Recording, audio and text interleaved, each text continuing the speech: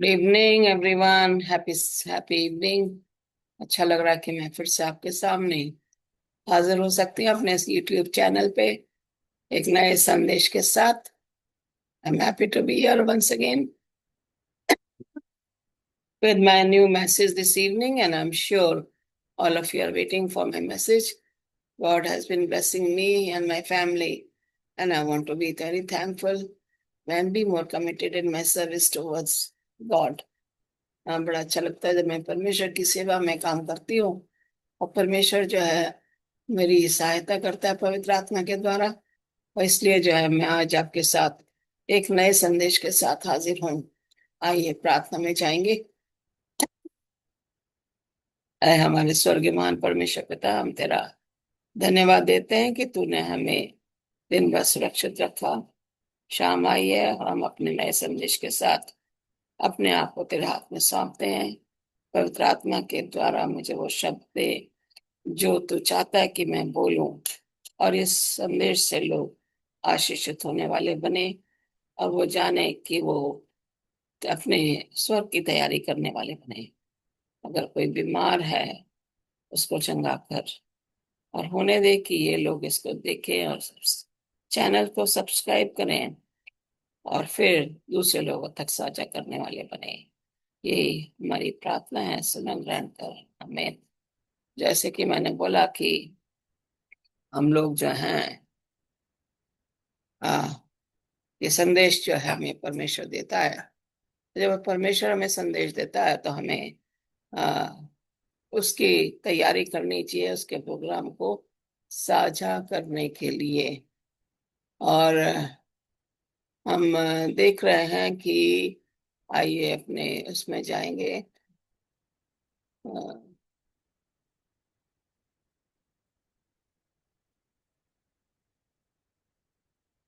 यहाँ पे जो है लिखा है, इफ माय पीपल। ओके। ये this text I have taken from Second Chronicles chapter 7 verse 14, and this is very important. We are living in the last days, and we need to be getting close to God.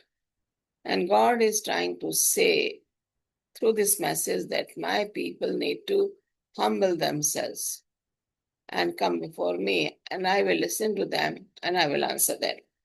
परमेश्वर इस topic के द्वारा, if my people, अगर मेरे लोग अगर अपने आप को हलीम बनाए तो मैं उनकी सुनूंगा और उनकी सहायता करूंगा। तो यहाँ पे हम देख रहे हैं कि इफ, जब इफ आ जाता है तो उसका मतलब है कि हमें उसको मानना है या नहीं मानना। अगर मानेंगे तो अच्छा है, नहीं मानेंगे तो ठीक नहीं है। So when we see the condition here, if says if my people, that very clearly tells us that God is telling us, putting a condition for us: if my people will listen to me and humble themselves. Now, many people don't want to humble themselves. They want to show their own way. They want to have their own way. And therefore, God is telling them, if my people will humble themselves. Now, there are two kinds of people: those who want to humble themselves and obey God. There are the category which do not want to humble themselves. They want to have their own way. So either they will follow the Satan's way or they will follow the God's way. So let's continue with my next slide here. And when we look at here, uh,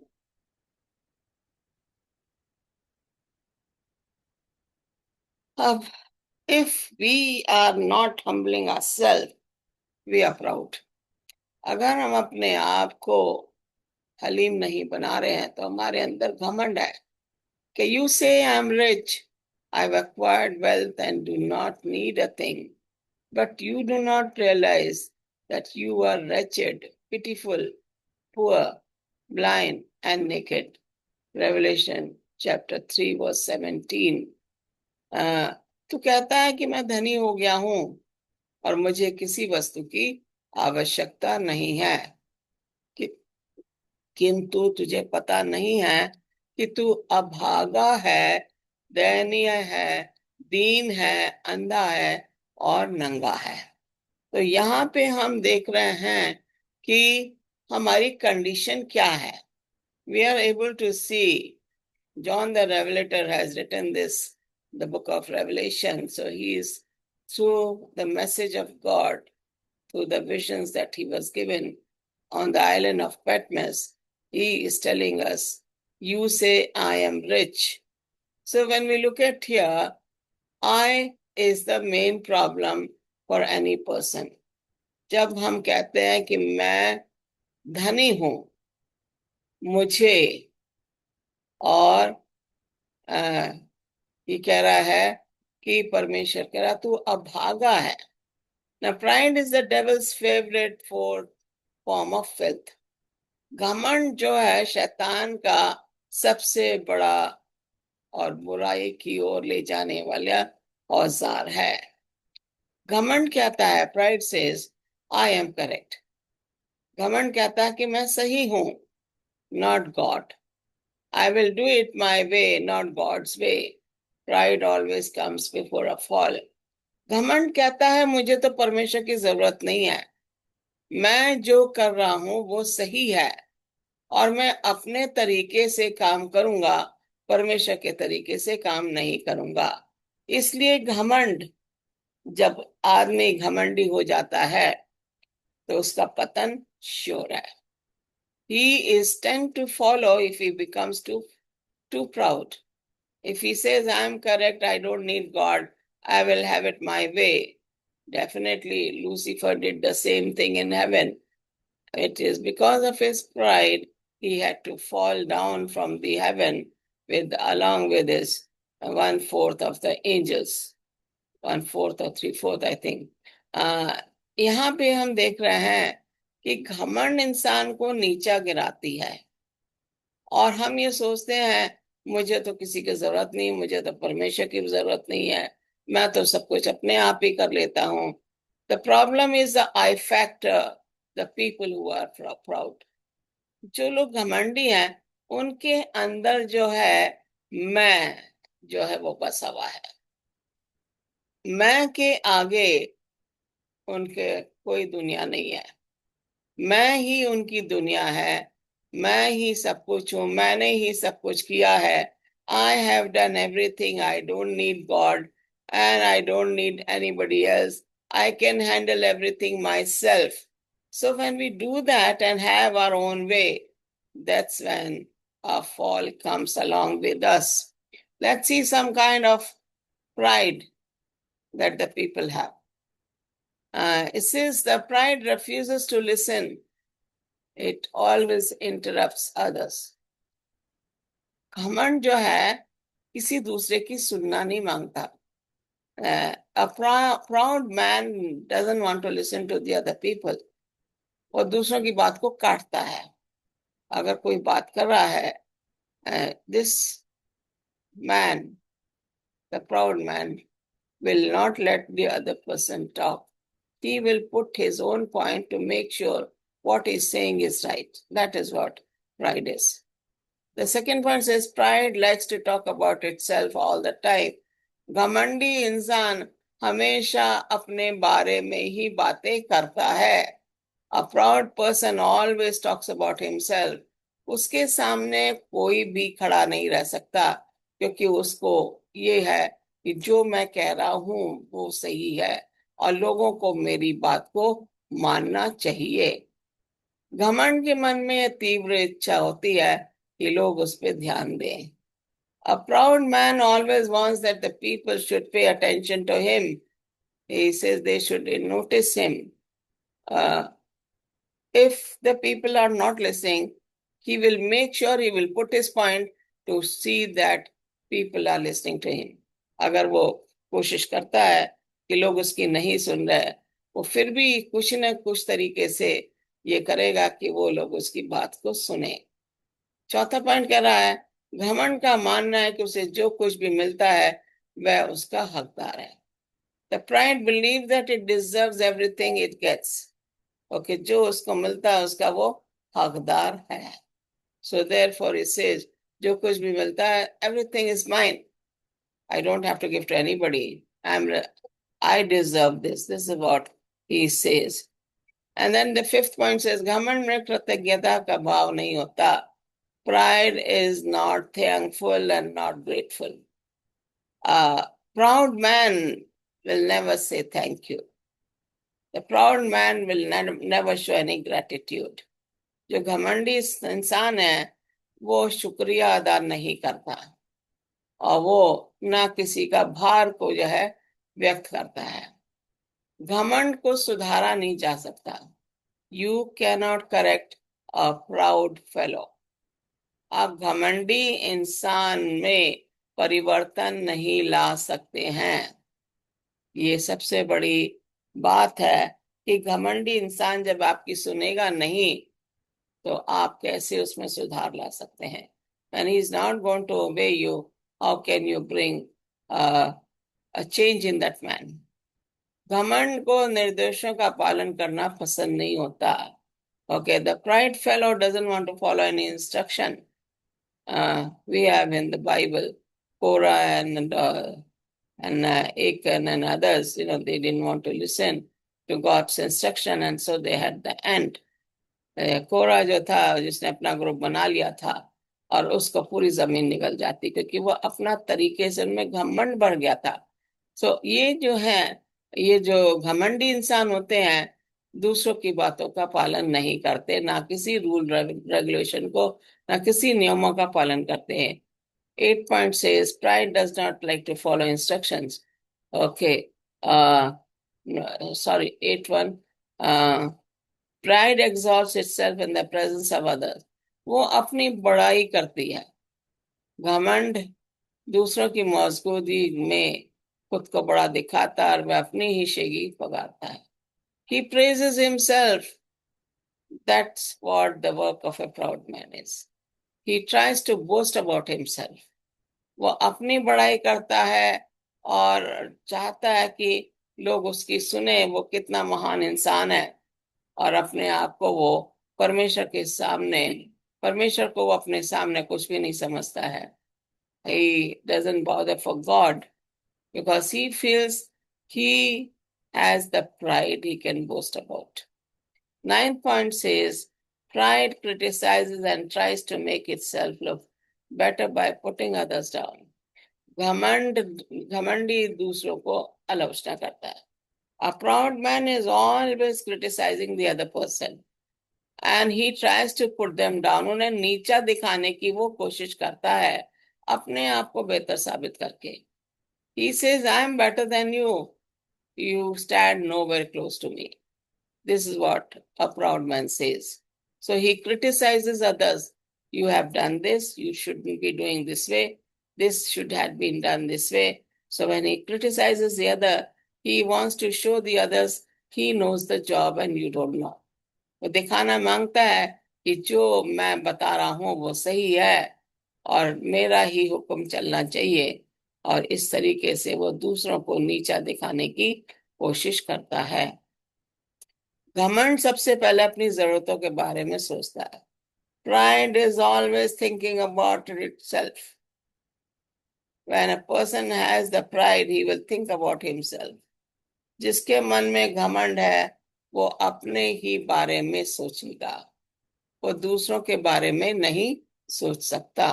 तो ये बहुत जरूरी है हम देखें कि किस तरीके से हमें ध्यान रखना चाहिए. हम यहाँ देखते हैं कि पहला पॉइंट है घमंड, जो कि मसीही विश्वासी के लिए एक दुश्मन है. सबसे बड़ा दुश्मन एक जो है जो परिवर्तन लाना मांगता है, अगर उसमें घमंड है तो सबसे बड़ा दुश्मन हो जाता है और परिवर्तन नहीं आ सकता. दूसरा पॉइंट हम देखेंगे प्रेयरलेसनेस, जो प्रार्थना नहीं करना मांगता. यहाँ पे कह रहे हैं कि prayerlessness says, I do not need to call on the Lord. I can make it just fine without his aid. Prayerlessness does not say he is all I need. but I'm all I need. Prayerlessness relies on self and resources. Self can produce and refuses to lean on Jesus alone. Prayerlessness is the enemy of revival. ये जो prayerlessness, जो प्रार्थना नहीं करना मांगते, people of Nineveh, they had not heard about the prayer, the preaching of Nineveh. But when Jonah comes there, they were willing to confess their sin. गलत प्राथमिकताएं यहाँ पे हम देख रहे हैं कि प्रार्थना जो है कितनी जरूरी है. जो आदमी प्रार्थना नहीं करता है उसके लिए जो है ये सही नहीं है. हम यहाँ पे ये भी देख रहे हैं कि हर आदमी जो है हर आदमी जो है वो प्रार्थना बहुत कम लोग हैं जो प्रार्थना करना मांगते हैं. उनका जीवन जो है नीरस जीवन है. Their life is a dry life they have, and therefore they don't want to stay away from God. This is what they are trying to do. Let's go a little further. Priorities. Okay. हमारी प्राथमिकताएं क्या हैं? Okay. अगर हमने परमेश्वर को प्राथमिकता नहीं दी है तो वो हमारी जो है सबसे बड़ी एक भूल हो जाती है. Misplaced priorities are the enemy of real revival. अगर हम अपने में चेंज करना मांगते हैं और हम प्राथमिकता परमेश्वर को नहीं देते तो वो हमारी जो प्राथमिकता है वो परिवर्तित करने के लिए एक दुश्मन बन जाता है. The priorities of Nineveh were all messed up. Nineveh जाने के लिए Jonah was very much scared to go to Nineveh. He thought those people are not going to listen to him. But then God wanted him to go there. And we see Jonah comes to this town with this message of doom and destruction. Straight away he said, 40 दिन और निनवे की तबाही शुरू. और लोग घबरा जाते हैं जैसे माइक पे प्रीचिंग हो रही है, as if somebody is declaring on the mic 40 days and the Nineveh is going to be destroyed. And these people got scared. They began to repent, they began to fast, they began to pray. This is how a great change comes upon them. They gave first priority to God by confessing their sins. Let's see here. The people of Nineveh, from the king on down, got their priorities fixed up and they began to seek the Lord. Jonah chapter 3 verse 8. They priorities fixed up and they began to seek the Lord. Jonah 3:8. They got interested in the things that interested the Lord. Things like prayer, holiness, worship became a priority, and God sent them a revival. He can and will do the same for us when our priorities are what they ought to be. यहाँ पे हम देख रहे हैं कि किस तरीके से उन्होंने प्राथमिकता किसको दी. All this time they were not giving their priorities to God. They were having their own way. They were having their own life. So here they gave the priorities to, now they were giving their priorities to God. वो पहली प्राथमिकता वो परमेश्वर को दे रहे थे. वो प्रार्थना में जा रहे थे, वो उपवास रख रहे थे और वो परमेश्वर के नजदीक जा रहे थे, अपने आप को पवित्र कर रहे थे. दुनिया की सारी बुराइयों से उन्होंने जो है परिवर्तन लेकर आए.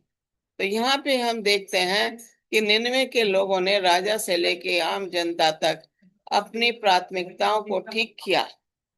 They had changed their priorities. The priorities were given to God first. That is why they were able to repent and confess and bring a change in their lives. When they were fasting, even the animals, they made them to fast, not giving them water and food. And so there was a total conversion in the lives of the people of Nineveh. निनेवाइट्स के लिए सबसे बड़ा मौका था अपने आप का पछतावा करना, और उन्होंने किया। जो योना नबी ने जो प्रीच किया, प्रचार किया कि 40 दिन में निनवा शहर बर्बाद हो जाएगा, और इन्होंने एकदम तौबा करी, माफी मांगी, पश्चाताप किया, उपवास किया, यहाँ तक कि जानवरों को भी इन्होंने उपवास कराया। और इस तरीके से इन्होंने पूरा शहर जो है 40 दिन में, उस शहर का पूरा नजारा ही बदल जाता है। That Nineveh and the people of Nineveh, they had totally brought a change by giving the priority to God. परमेश्वर को वो प्राथमिकता मिली, और परमेश्वर ने जाना कि ये लोग जो हैं, ये मेरे लोग हैं। Now, presumption is another enemy of revival. We need revival, but revival will not come to a presumptuous, जो हम सोच लेते हैं हम सही हैं. It will only come to those who get honest about their sin. हमें सोचना है कि हम अपने पापी लोग हैं, who confess them, forsake them, turn to God with all their heart, and ye shall seek me and find me when ye shall search for me with all your heart. Jeremiah 29:13. Revival will come when God's people adopt the attitude that gripped the hearts of the people of Nineveh. They dealt with their sin problem, and God moved in a great revival. Jonah 3:8-10. You will seek me and find me when you seek me with all your heart. जब आप पूरे मन से मुझे खोजोगे तो मुझे पाओगे अपने पास। हमें पुनरुद्धार की जरूरत है, रिवाइवल की हमारे अंदर जरूरत है, परिवर्तन की जरूरत है हमारे अंदर। लेकिन पुनरुद्धार ऐसे लोगों के पास नहीं आएगा जो खुद को बहुत बड़ा समझते हैं। हम लोग कहते हैं हमारे सामने कोई खड़ा नहीं रखता, हम में सब कुछ आता है, ये है, हम प्रिज्यूम करते हैं। और ये कहता है जब हम अपने आप को खुद बड़ा समझते हैं तो हम किसी को अपने पास आने भी नहीं देना मांगते हैं। ये केवल उन्हीं लोगों के पास आएगा जो अपने पापों को लेकर ईमानदार होते हैं। अब यहाँ पे हम देख रहे हैं कि हमें अपने पापों का पश्चाताप करना है। अपने पापों का लिए हमें माफी मांगनी परमेश्वर से। अपने आप को हमें बड़ा नहीं समझना। We don't have to think we are big in the presence of others. We don't have to boast about ourselves. We don't have to think nobody is greater than me. When we get all these ideas, जब हमारे मन में ये सारे विचार आ जाते हैं कि मेरे अलावा कोई भी मुझसे बड़ा नहीं है, मैं सबसे ज्यादा जानता हूँ, nobody knows better than me, I only know everything. We presume, हम इस चीज को सोच लेते हैं कि हाँ मैं तो जानता हूँ अपने आप को, मेरे से बड़ा कोई हो नहीं सकता, मेरे बराबर कोई काम नहीं कर सकता, मेरे बराबर कोई प्रचार नहीं कर सकता। हम अपने आप में ही ये सोच लेते हैं, and God doesn't want us to think that way.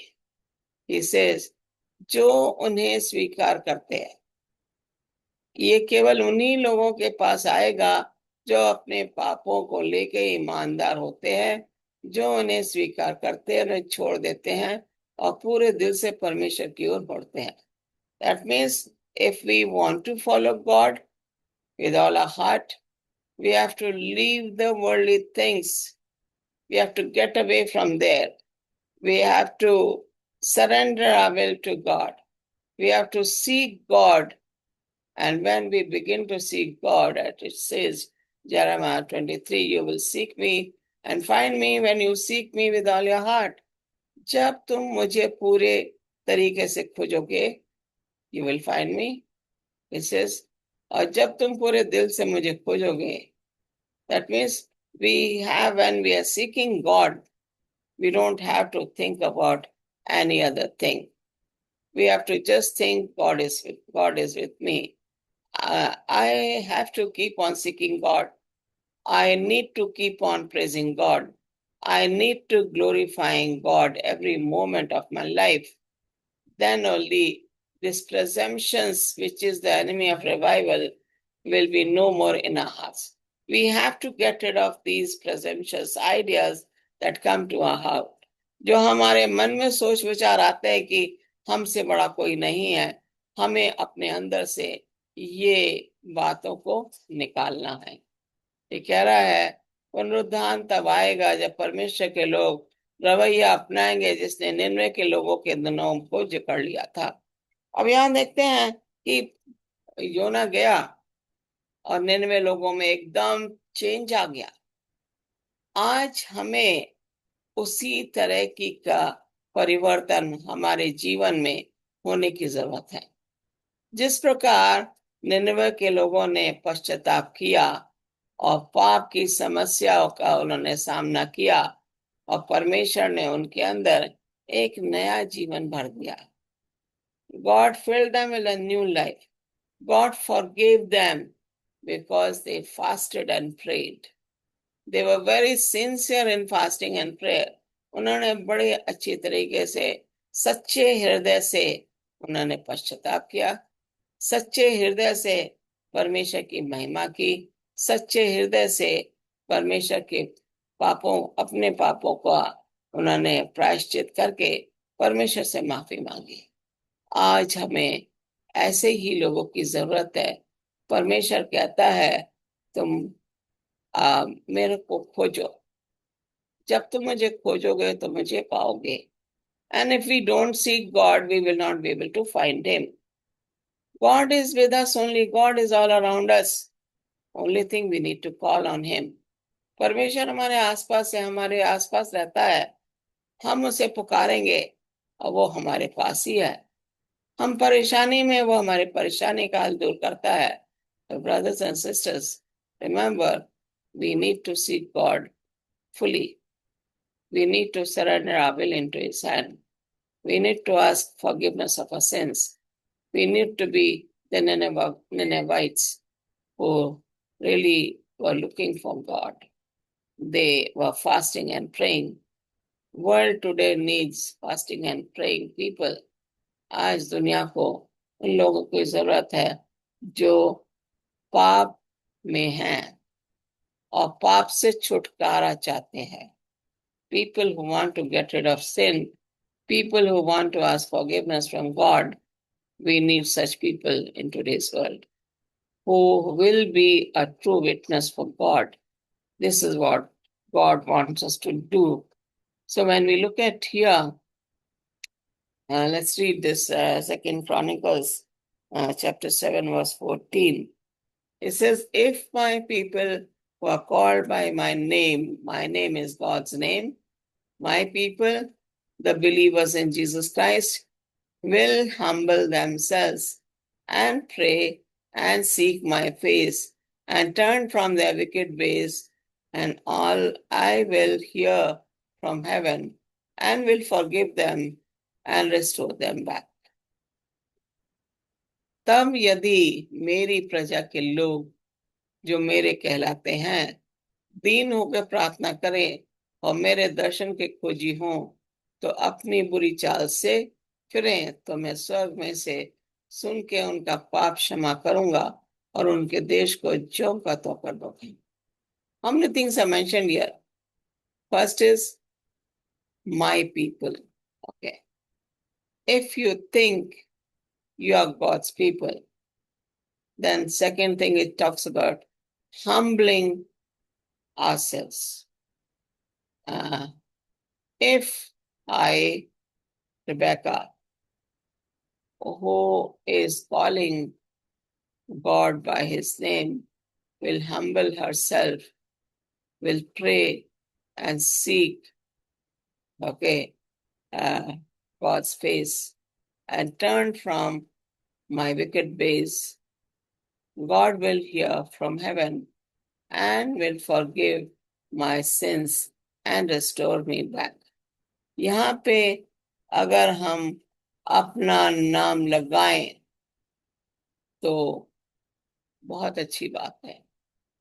ये कह रहा है if my people who are called by my name, हमें हमें मसीही कहा जाता है। We are known as Christians, so therefore we are called by the name of God. हमें मेरी प्रजा, कौन है मेरी प्रजा? हम मसीही लोग परमेश्वर की प्रजा के लोग हैं। And God calls us his people, परमेश्वर हमें अपना अपने लोग कहता है। और अब परमेश्वर के लोग होने के नाते हमें अपने आप में दीन होना है। If we are God's people, we need to humble ourselves. That is what God wants us. And then after becoming humble, we need to pray. Okay? First is humbling. Second is we need to pray to God. Third is we need to seek his face. And fourth is we need to turn from our wicked ways. How many things we have to do? Not many things. We have to be true Christians. We have to glorify God's name. We have to humble ourselves. We have to pray and seek God's face. We have to turn from our wicked ways, and then God will hear and forgive us and restore us back. भाइयों बहनों, ये तो ज्यादा चीज नहीं है जो परमेश्वर हमसे करवा रहा है। कह रहा है कि दीन बनो। ओके, अगर हम परमेश्वर की प्रजा के लोग हैं तो हमें दीन बनना है। दूसरी बात, हमें परमेश्वर से प्रार्थना करनी है। हमें किसी और के पास जाना नहीं है प्रार्थना के लिए। परमेश्वर कहता तुम जब भी मुझे बुलाओगे मैं तुम्हारे पास हूं। तो पहले अपने आप को दीन बनाइए, humble yourself, then you continue praying to God. It says pray without ceasing. जब आप प्रार्थना करते हो तो लगातार प्रार्थना करते रहो, चाहे आपको जवाब मिले या ना मिले। परमेश्वर बहरा नहीं है, परमेश्वर आपके साथ है। So we need to humble ourselves, then we need to pray to God, और फिर we need to turn away from our evil ways. We need to seek God. जब हम बाइबल पढ़ते हैं ना अजीजों, परमेश्वर जो है खुश होता है। लेकिन जब हम बाइबल पढ़ते हैं तो शैतान थर थर कांपता है। When we read the word of God, Satan likes to flee from there. But God is happy when we read and spend time with God. So we need to seek God. We need to humble ourselves. We need to call on God's name. And we need to turn away from the wicked ways. बुरी चाल से हमें अपने आप को अलग रखना है। After we do all these things, God is definitely going to answer our prayer. He will forgive us our sins. He says, I will restore you back as you were before. Now, God has given us a promise. And he also says, I will not leave you nor forsake you. परमेश्वर कहता है, उसने वायदा किया है हमसे कि मैं तुम्हें नहीं छोड़ूंगा ना तुम्हें त्यागूंगा। जब परमेश्वर हमसे ये वायदा कर रहा है तो हमें क्या करना चाहिए? हमें परमेश्वर के वचन का पालन करने की जरूरत है। Let's repeat once again. If you think you are God's child, then we need to humble ourselves. I know I am God's child, so I need to spend time with God. If I am a child of God, I need to spend time with God. अगर मैं परमेश्वर की दास या दासी हूं तो मुझे अपने आप को दीन करके प्रार्थना करनी है परमेश्वर से। परमेश्वर को खोजना है, बुरी चाल से मुझे हटना है और परमेश्वर तब मेरी बात सुनेगा। God is going to hear my prayer. God is going to restore me back. God is going to forgive my sins. Says, मैं स्वर्ग से सुनकर, is going to listen when we ask forgiveness of a sin. और he says, उनके देश को जौ का त्यों कर दूंगा. I will restore them back how they were earlier. So अजीजों, ये बहुत जरूरी है कि हम अपने आप में तब्दीली लाएं. जब हम तब्दीली लाएंगे, परमेश्वर हमारे साथ है. क्या आप अपने आप में परमेश्वर को खोजना मांगते हैं? तो परमेश्वर के वचन को पढ़ें. We have the word of God with us. We need to study word of God. We need to hang on to God. We need to seek God. परमेश्वर को हमें खोजना है. परमेश्वर को हमें अपनाना है.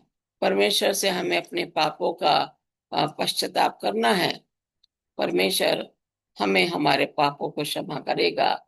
बड़ा अच्छा लग रहा है कि परमेश्वर ने ये वचन दिया है ताकि मैं आपके साथ इसको शेयर कर सकूं.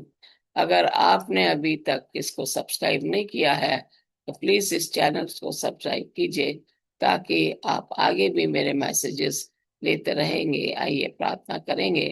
कि हमारे स्वर्गीयमान परमेश्वर पिता, फिर से तेरे पास आते हैं इस अच्छे संदेश के लिए. जो लोग इसको सुने, ये दूसरे लोगों तक साझा कर सकें और बहुत से लोग इसको सब्सक्राइब करें. परमेश्वर, तूने मुझे वचन दिया, लेकिन तू इसको जो है लोगों के दिलों को छू ताकि वो उस मैसेज को सुने और अपने आप को स्वर्ग के राज्य के लिए तैयारी करें. यही मेरी प्रार्थना है. सुनो ग्रहण कर. आमीन. God bless you. I will be back soon.